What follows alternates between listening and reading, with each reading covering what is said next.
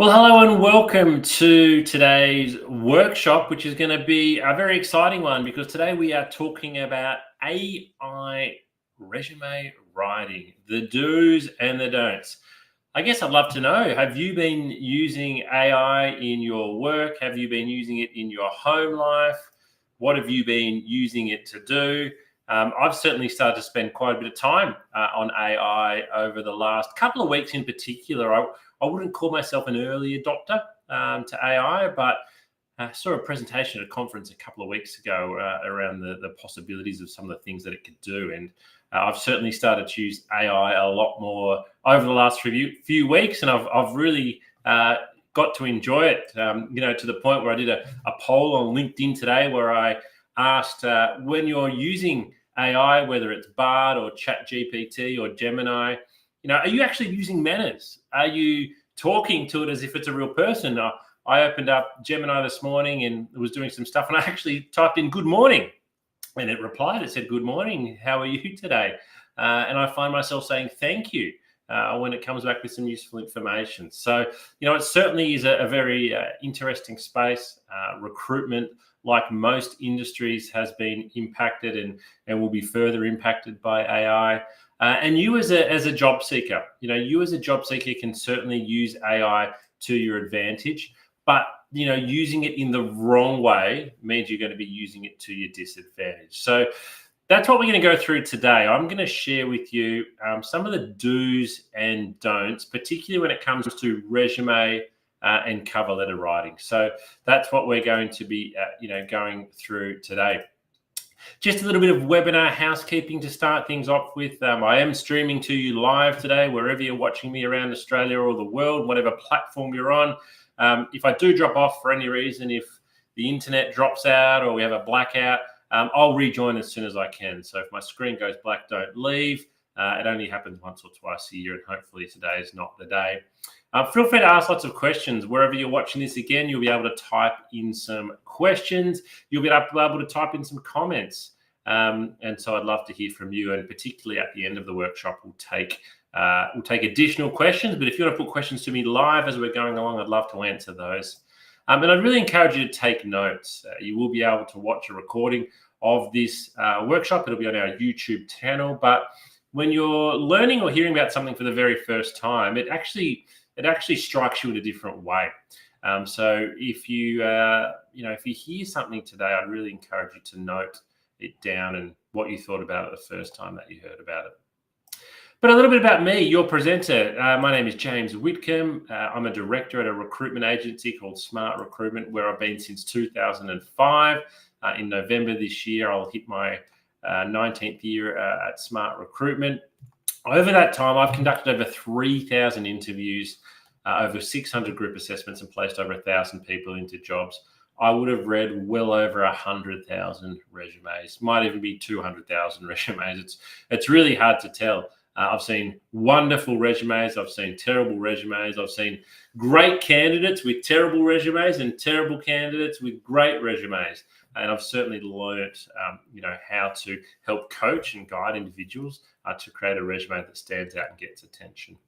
And I launched the Candidate Coach, the platform that we're meeting on today, back in 2019.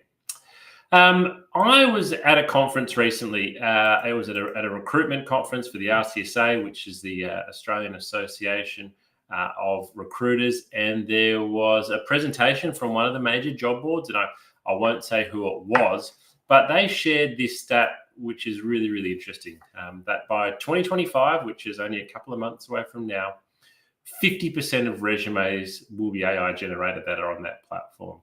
So that really got me thinking. We're not just talking about a small, technologically advanced, tiny proportion here.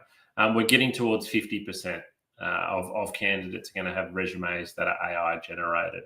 And so what that really means is that a lot of you out there are probably playing around with AI at the moment and trying to find ways, to best use it to make sure that it's working really well for you. And to make sure as well that you're doing what you think is right in terms of putting forward an application that is that is going to work best for you.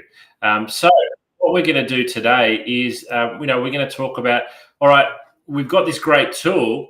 It's a bit like the internet, right? It's a great tool. We can use it kind of for good, that can help us, or we can use it in a way that's going to be unhelpful. And so many candidates, I think, are a little bit unsure around how AI is going to help them with their resume and cover letter. I think we've already had, a couple of waves of people, just getting ChatGPT to completely rewrite their resume and to completely rewrite their cover letter.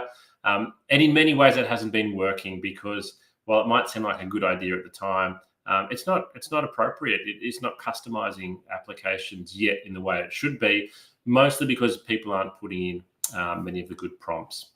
So what we're going to do today is we're going to talk about resume basics, because we can't get to how you can use AI on your resume without first going through the resume basics. So I want to fairly quickly go through my normal resume coaching workshop.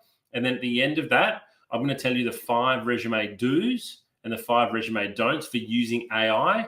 And I'm actually going to jump into Gemini, and I'm going to show you how you can use Gemini to better match your resume to a job ad, and how you can better write a cover letter using AI to match a description. So stick with me because we're going to be going through some of those basics first. But I'd like to start off with a question. I'd like to ask you a question. How long do you think a recruiter actually spends reading your resume? Now, you yourself will have spent a lot of time on your resume. It might be a document that you spent 10, 20 hours on over the last couple of weeks. It might be a document for many of you that you've been working on for years, and you continually update it and you make changes there. You find that job online that's really interesting. You submit your resume and you send it off. How long do you think somebody spends looking at the resume? Let's have a look and see what the answer is. 7 seconds. So eye tracking study shows that 7 seconds is the average amount of time that your resume is viewed. Now, I don't want you to think that every resume is viewed for 7 seconds. Don't get me wrong here. But what the article shows is it's at that 7 second point where the person reading your resume decides whether to keep going and go deeper into your resume, or literally move on to the next one. So you've got 7 seconds there really to make an impression. So that's something that I just want you not necessarily to keep at the back of your mind. You need to keep this at the front of your mind whenever you're designing your resume, because if it doesn't draw attention and get a good response in the first 7 seconds, then no one's going to read any further. So let's have a little bit more of a detailed look at what this article said. So recruiters spend, and I'm looking over here because this is my share screen. Second dot point, resumes that succeeded in capturing the recruiter's attention featured simple layouts. So I want to keep things simple with clear sections and heading titles. Resumes organized by the E or F pattern reading tendencies also did well. So the E or F pattern, I want you to imagine a whole sheet of paper and a really big capital E that takes up the whole page. So, or a really big capital F that takes up the whole page. What that means is all of the, the key points are coming off from one side. That's the E or F pattern. Especially when they utilize bold titles and bulleted accomplishments. So we want it well spaced, well organized, bold title, bulleted accomplishments, well sectioned. Resumes that did not fare well were hindered by cluttered layouts, a lack of white space on the page. So we do want some white space, multiple columns and long sentences. A lack of section or job headers also turned off recruiters, as did text that didn't flow or draw the eye down the page. So there's quite a little bit, isn't there, really, in those couple of dot points there. So I want you to have a quick think and ask yourself, is that my resume? Is that how I've laid out my resume at the moment? Do we have bold headings and bulleted accomplishments? Is it simple and easy to read? Because when we go back to that 7 second rule that is actually happening, you need for that information to be able to jump off really quickly. So you need the recruiter to be able to look at your resume and find the key information that you want them to see very, very easily. what this particularly means for me is that your first page is worth 99% of your resume. I actually don't mind whether your resume is 1, 2, 3, or 4 pages. What I really care about is making sure that page number 1 is where you focus pretty much all of your attention, because there's no point in having the good information on page 2 because no one's getting to page 2 inside of 7 seconds. And if you put the good information on page 2, nobody might even get to it or know what you've achieved. So let's actually talk about what is a resume. Well, a resume is a factual account of your employment and study history. We say factual because it's got dates and times and locations and events, but it also needs to highlight your skills and your abilities and sell you. Your resume has to sell you. Sell, sell, sell. So what I'd really like to get across to you now is the importance of your resume being, it's basically a marketing document. Your resume is, it's an advertisement for you. It needs to really highlight everything that's good about you. Now, I want you to think about, when you might be looking for a property to rent or buy, you see wonderful photos that are well positioned. You read the description and you think, this is amazing. Look at how well they've described everything else here. So what you need to do is to think of your resume in that way. This is an advertisement for you. When you drive past a bus stop and you see an advertisement, that's your resume. When you see a billboard, that's your resume. When you see an ad online, that is your resume that you need to change your mindset away from it's just black words on white paper to it's an advertisement. It needs to sell you.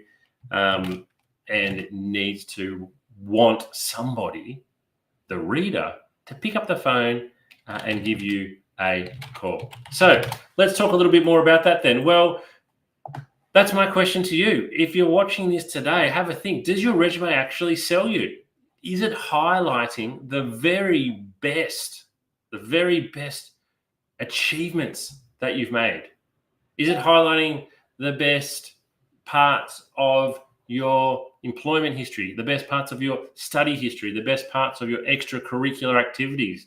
Can I read your resume and know what your achievements and greatest moments in your career have been to date? And are they on the front page? And can I read them in the first 7 seconds? If the answer is no, then we've got some work that we need to do.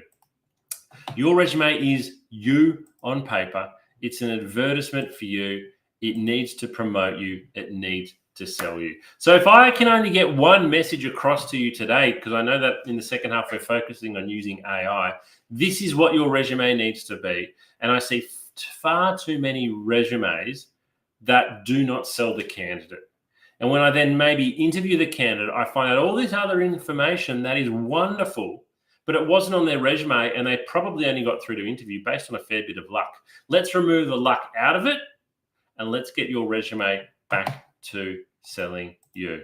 So stop thinking of your resume as a dry, boring, academic document and start making it come alive and highlight how very good you are because you deserve it. And importantly, it's a fluid document. So what I mean by that is your resume does not stay the same for more than one job application. And I'll talk about this at the end, but it's important to mention up front, you've got to customize and tailor your resume for every single application. Now, you might be thinking, but James, I'm just applying for customer service jobs. They're all the same. Well, they're not. Every single one of those jobs is different in many ways. First of all, there's a different employer every time. Every job will have slightly different skill set. Every advertisement will actually highlight 2 or 3 things different to every other advertisement. So you need to tailor your resume for every application. And if you are sending out the same resume for multiple vacancies, then you are not doing it very well and you're not going to have a very good success rate and you're wasting your time. All right, so let's talk about the first step. So the first thing that we need to talk about is basic resume structure. So before we get into talking about how we can use AI to write our resume and some of these other fancy things, we need to have the basic structure right. We need to have the structure is kind of like the recipe. And if you don't have the recipe right, then it doesn't matter what we cook with, it's not going to taste very good. I'm not going to go into a huge amount of detail here, but as you can see here, I'm going to share with you a couple of images of basic resume structure. So what you can see here from this example resume, and a lot of it comes back to that initial article we read, that capital E or capital F pattern. Lots of things coming off, the left-hand side there. So what I like about this resume is we've got the contact details up top. We've then got 3 bold headings. So quite easily, it's quite easy for me as the reader of the resume to read this resume. I can see it goes summary, education history. And then importantly, sort of towards the bottom here, and this is just a template, and you can use this template on our Candidate Coach platform, is we've got achievements on the first page down towards the bottom there. We need to get our achievements very front and center on the first page of our resume. So it's not overly complicated here. As I said, it's basic resume structure. Let's have a look at another one. And again, this is another one that I've created, slightly different. Down the left-hand side here, we've got name, contact details, and then some skills and attributes. But again, as you'll see throughout the resume, we've broken it up with bold heading, with bulleted points, and with different sections, so it's easy to read. Because most recruiters, the first thing they're going to go straight to is your employment history and look at what your most recent job is, because that helps to most easily give me a sense of understanding around your suitability for the job. So it's great to list skills and attributes. It's great to list an introduction. But the first thing most recruiters' eye is going to go to is your most recent employment. So we need to have that on there. We also need to list our key accomplishments and achievements again, which you can see just at the bottom of the images. That is cutting off there, that we have those listed. So get your resume structure right. And then the second step, I said, is selling yourself. So after we've got that structure right, how do we actually go about selling yourself? So I'm going to share an example with you now of how you can best sell yourself. I'm not going to take you through a whole resume here, but I'm going to share with you an example from a candidate that I met a couple of years ago, and a little bit of a before and a little bit of after. So this particular candidate I spoke to on the phone. She'd applied for a sales role with me. And this is how, at the time, she described her experience. She said she was a sales representative, and I've removed the name of the company there. We're just calling them ABC. And she was a sales representative for pretty much 3 years. Now, if you recruit salespeople, 3 years is a really good tenure because sales is a tough job. So pretty much based on the fact that she'd been doing the one sales job for 3 years, that kind of got her through to the phone interview stage. Next, she has that she sold goods and traveled to meet customers and keep them happy. So that's how she described her whole role. And so I had a phone interview with her and she spoke well, and I learned a few more extra bits and pieces. I then brought her in for a face-to-face interview, and that's where I learned what she really, really did. And so this is what we changed her resume into after we had a longer chat. So the first thing you'll see there is we've got bold headings. So we've got primary responsibilities, and then we've got achievements. Now, I've probably gone a little bit longer than I'd normally recommend here with responsibilities. We've probably got 9 there. I'd probably recommend 6 or 7 now. So maybe not as many as we've got here. But you'll see we've called it primary. We can't list every responsibility here. You just really, really can't. What you need to make sure you're listing on your resume are the responsibilities that are most relevant to the job you are going to. And this is why you need to continually update and rotate and rewrite your resume. Even if you're going for 10 different sales jobs, there's 10 different advertisements there, and each advertisement is going to highlight something different. So, for example, let me just do one quick example. The third last dot point under responsibilities is attend at least 3 new business appointments per day. Now, let's say the advertisement you're looking at said you need to attend multiple new business points per day. I would straight away move that to being the first dot point if I was applying for a role that asked that. But what you'll see here, I'm not going to read through it all, is we've got a much, much better understanding of what she did. But most importantly, let's look at the achievements, because this is where she sells herself. She was Salesperson of the Year in 2014. Salesperson of the Year. Now, she was so good at selling that this was a big team. There was lots of salespeople. It was a big company. The prize for being Salesperson of the Year that year was a brand new car. Can you believe it? She was given a brand new car because that was the prize for the top salesperson of the year in the company she was working in. It was amazing. I've not met someone before that or after that who received such a prize for being so good at their job. So on her previous resume, though, she didn't even have this mentioned. She has not salesperson of the year on her previous resume. So basically, if it doesn't say it on your resume, it never, ever happened. But through talking to her and helping her rewrite her resume, we've got that on there. And you can see the other achievements there. You can see the other achievements that we've got listed. I'd really encourage you with your achievements to use numbers and to quantify things wherever you can. I understand that's not always the case, but if you can, it certainly does help. So that's a really good way for you to think about, okay, how can I go out and make my resume, sell me a little bit more. If you're sitting there and you're kind of thinking, well, look, James, this is all well and good, but I haven't been salesperson of the year. I haven't even been employee of the month. I've got no recognitions in my current role. I'd encourage you to answer these questions to yourself. What are you doing in your job at the moment that you weren't doing when you first started? So have you been given extra responsibilities? Because you could list those as an achievement. Maybe you're now asked to help onboard and train new staff. That's an achievement. Maybe you've been given responsibility to lock up the store, for example, at the end of the day. That's an achievement. Start to think of those things. What are you doing now in your job that you weren't doing when you started? You can list those as an achievement. Because in many ways, it kind of doesn't matter what achievements you list, but by listing them, you are showing that you've done a good job and you are showing advancement. Now, one resume I saw listed as achievement, regularly asked to take extra shifts. I thought I really like that, because if someone was regularly asked to take extra shifts, it's because they're doing a good job and probably because they're being reliable. So have a think about what you can list as achievements on your resume and make sure you've got those on page 1. The third step to creating a great resume is to make sure it's visually appealing. So again, I don't necessarily say that black words on white paper are bad, but it's 2024 now. And so there's so many great opportunities for you to have a resume that's visually appealing. A couple of easy ways to do that is to go to your candidate coaching page, wherever you're watching this today. We have templates there that you can download, or visit Canva. Canva.com, you can get a free account there, and they literally have hundreds of resumes, graphically designed resumes, where you just take out the current details and you'll put your own details in and you can fill it out, and it looks really, really good. Probably the only thing to consider with some of them, particularly with Canva, is that you will then normally download that in a PDF format, and many jobs might ask you for a Word resume. So you then might need to go and find another tool that converts it from PDF to Word.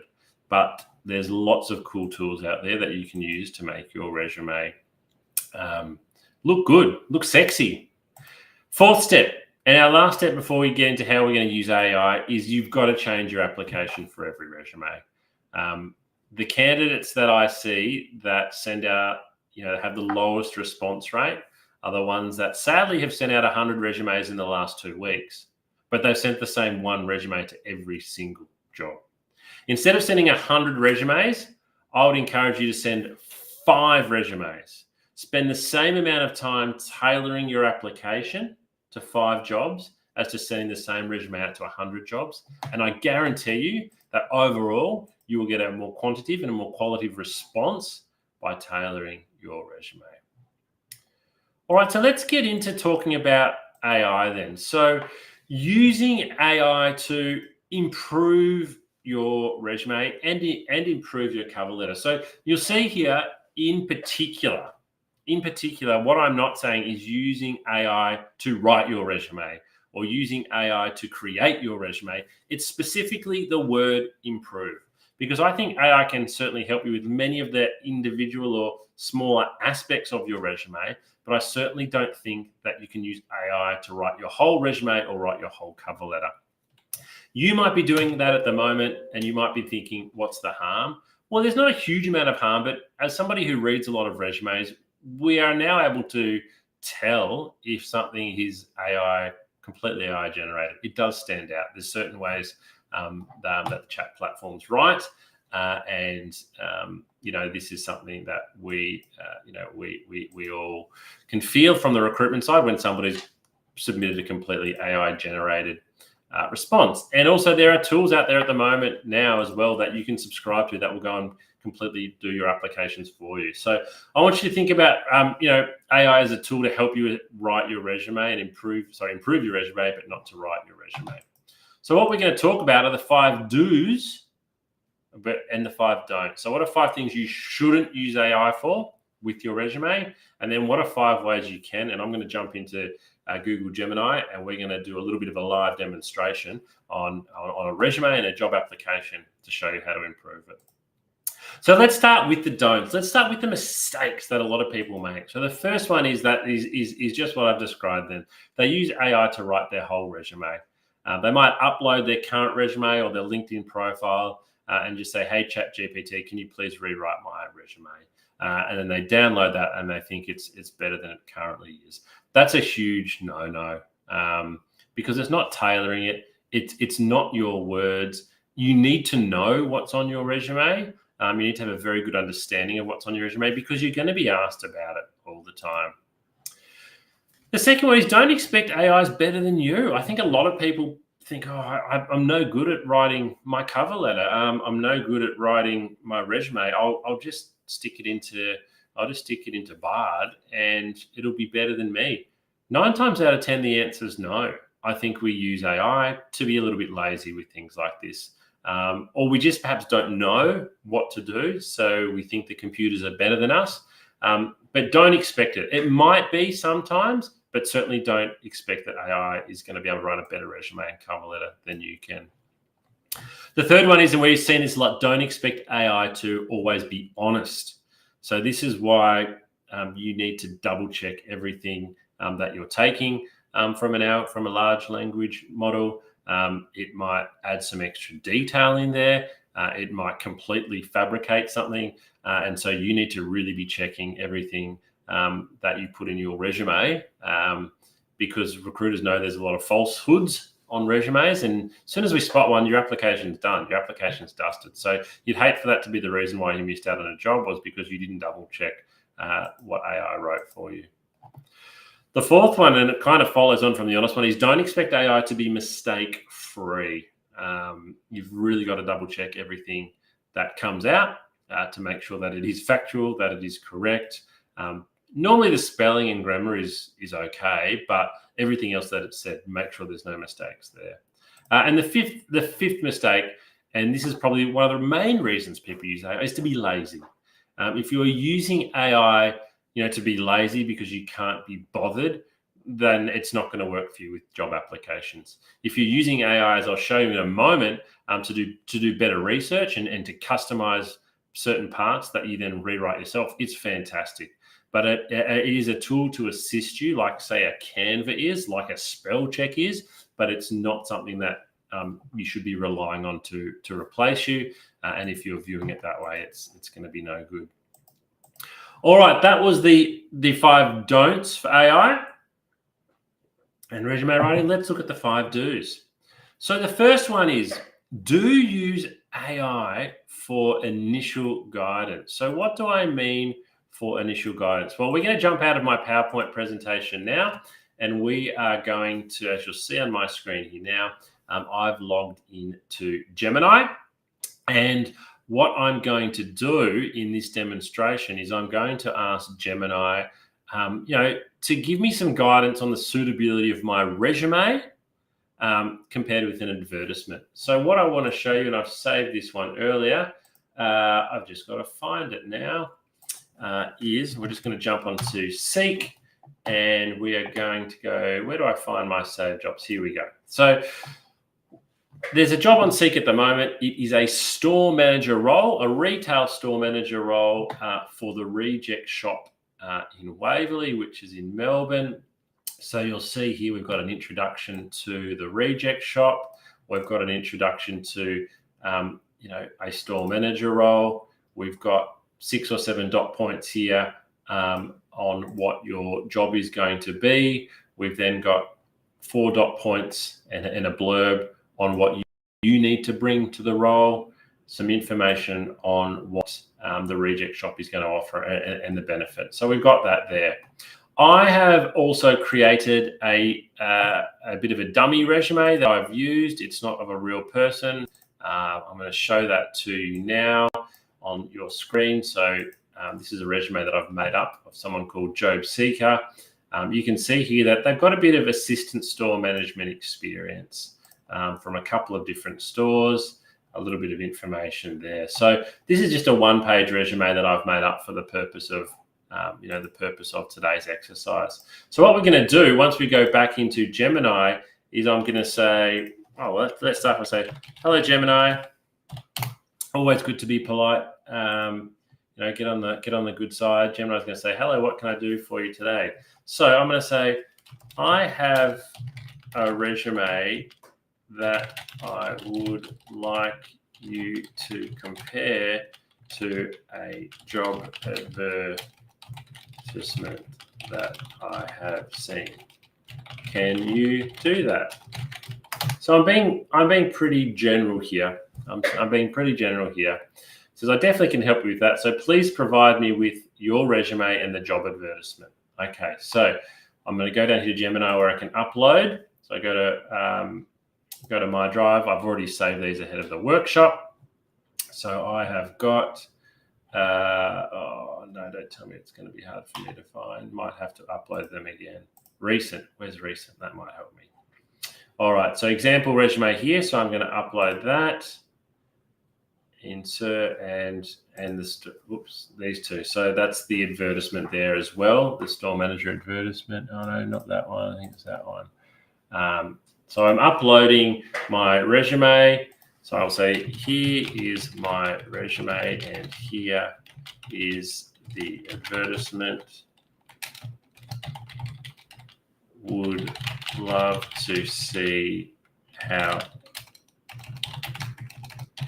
suitable I am. All right, so let's run that. That'll take a little bit of time. It scans through my resume. It scans through the advertisement here. And as you can see, it's giving me lots of feedback. So what I said before is we are going to use this as initial guidance here. So I just want you to keep that in mind, that what we're doing here is we're going for initial guidance. We are not asking it to rewrite our resume or anything like that. So let's have a look at it. So it says, okay, I've got both your resume and your advertisement. Let's break down your suitability for this store manager position at the Reject Shop. So it's looking at my strengths. It's talking about what my strengths are, my relevant experience, my leadership and teamwork. It's talking about areas to consider. So this is one that's in particular for you. It's kind of like, these are your weaknesses. So here it says, while you have many relevant skills, you might want to explicitly highlight some that are directly mentioned in the advertisement. For example, merchandising is a key skill listed in the job ad. So this is where it becomes really, really valuable, right? Because I haven't mentioned merchandising in my resume. Gemini has picked that up. They picked up that merchandising is a key skill. It's not mentioned in my resume. That's great. We need to address that. Then quantifying achievements. Consider quantifiable results for your accomplishments. For example, instead of just saying increase efficiency, try increased efficiency by 15% through implementing new training protocols. So again, this is great advice. This is something that I really should consider. I haven't quantified what I've done there. Now, this one's really interesting. So it's suggesting that I might like to consider tailoring my language. So adjusting your language slightly to better match the tone and style of the Reject Shop advertisement. It's fun, a fun, energetic brand, so you could incorporate a bit more of that personality. And then it's finally recommending to research the Reject Shop's company culture and values to see if I align. It's given me, some bit of an overall feedback and then some next steps as well. So, and that's a bit of a reminder of what we've done there. So we've got some really great information there, some really, really good tips for things that I can for some things that I can do. So I would then go back to my resume, and in particular, I would make sure that I am mentioning my experience in merchandising. I'm using some statistics here. I may be changing the language a little bit. And I need to go and check the Reject Shop's company culture and values. So I might even actually ask it, what are the Reject Shop's values? So let's ask Gemini that, and let's see what it comes back with. So it's having a think. And so, all right, you're right to think aligning your resume with Reject Shop's values. Unfortunately, they don't publicly list their values. However, based on their marketing and job descriptions, we can infer some of the following. So again, we're using it now to ask follow-up questions, and we're getting some more information. So that's a really good starter for the way that we should use it. So we use it. What we're talking about now is initial guidance, and we're using it for follow-up questions. So whatever ChatGPT or Gemini recommends there, we can get further prompt. AI, let's use AI for job and company research. So this is a really important one because, again, we want to tailor our resume, and particularly our cover letter.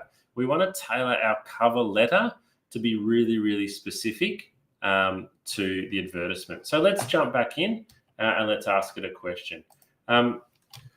What is some good information I should include in my cover letter to show the Reject Shop I have done a lot of research?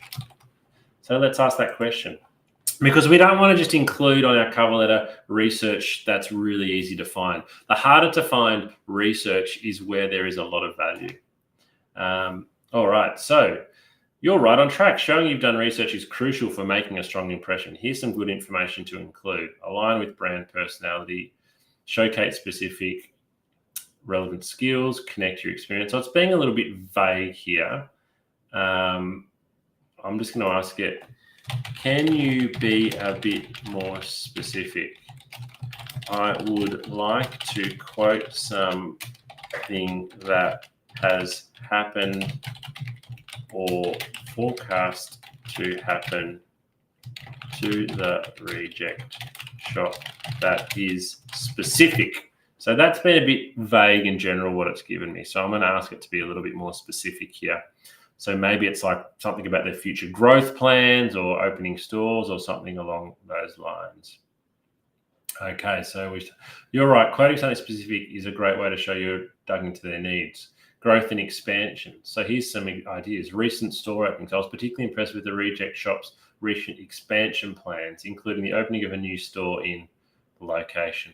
So this is where we need to be careful, though, and this is where I came back to the don'ts. Don't expect AI always to be honest and accurate. So that's a bit of a throwaway line. We need to make sure that's good. So I might even continue to ask it here. How many stores have the Reject Shop opened in Victoria in the last 2 years? So we're going down a bit of a rabbit hole here, but what we want to find is if we can include a line here. For example, I'm really impressed to learn that the Reject Shop has opened 6 new stores in metropolitan Melbourne. There we go. I don't have access to that information. Go to, it's giving us some information. Their investor relations section. So we might even do that. This is how we can get right down the rabbit hole. The Reject Shop's website, we're going to Google that, investor relations, financial report. We can download a financial report if we want. Let's download that. 10 meg. No, I'm going to download it to my desktop and call it Reject Shop Annual Report. So we download that, and so what I can then do is I can then upload that back. So I can then go, okay, I've downloaded the Reject Shop's annual report.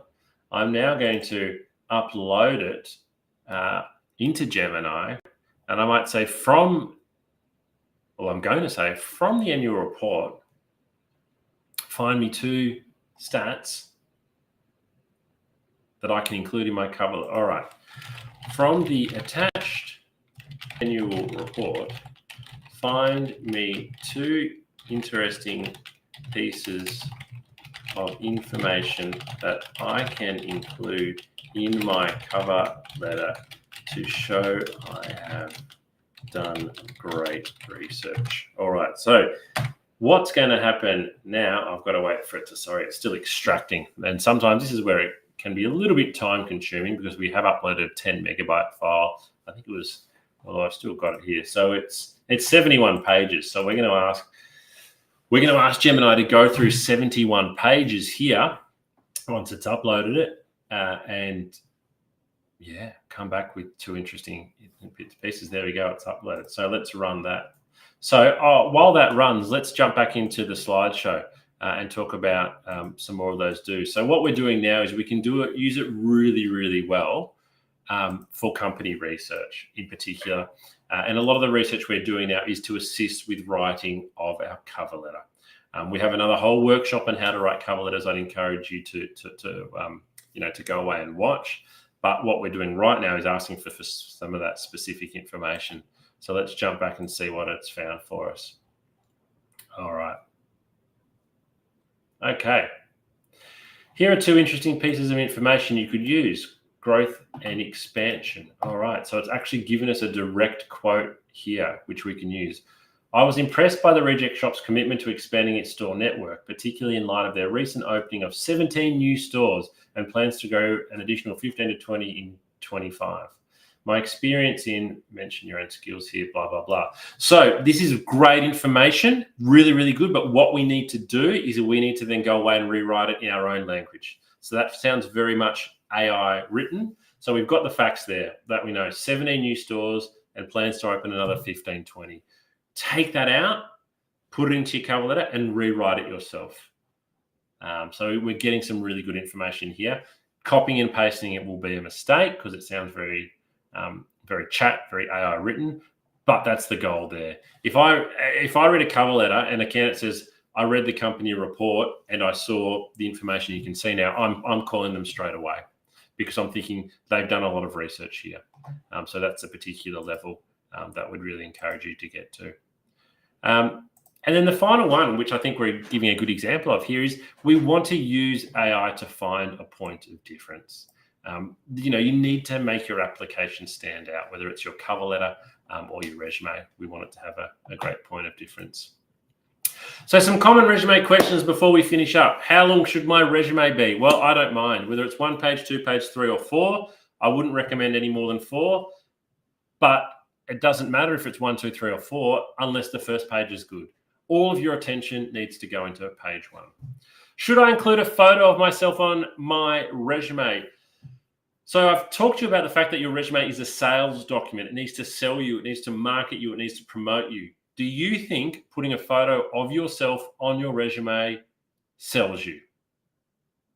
I can't answer that for you. You need to make your mind up there. What you do need to be conscious of, though, as soon as you put a photo on your resume, you are inviting all different types of conscious and unconscious bias. People are going to judge you on your appearance. So you need to decide in many ways, does your photo help to sell you? Does it help to market you? Does it help to promote you? It's an individual decision. I'm not here to tell you there's a right way and a wrong way. Should I include references or academic transcripts on my resumes? References, yes. You could just the contact details. Maybe if I see down the bottom someone's listed the name of their reference and their position and their company, I think that's a strong sign that they're going to get a good reference. Academic transcripts, no, not unless you've been asked specifically in the advertisement. And do I include every job that I've ever worked in? My answer here is no, you don't need to. I would say you don't really need to go too much back more than 10 years. You can still list those jobs if you want, but you don't need to go into great detail. It might just be the job title, the company, and the particular years. So the summary today for resumes, you need to sell your skills, your experience, and your achievements. You need to make it easy to read. If it's difficult to read, people won't read it. It should be visually appealing, and it's okay to be bold and try and stand out. And finally, your resume must be tailored for every single role. So that's the end of today. We'll stop the recording in a moment, but happy to hang around here. If anybody's got any questions, please feel free to type them in now. But it's been great having you join me today. I hope you've learned a little bit about resumes and how you can use AI to improve the quality of your applications. We'll run this workshop again soon, partly because AI keeps advancing, and I think in 3 and 6 months' time, it'll be even more capable.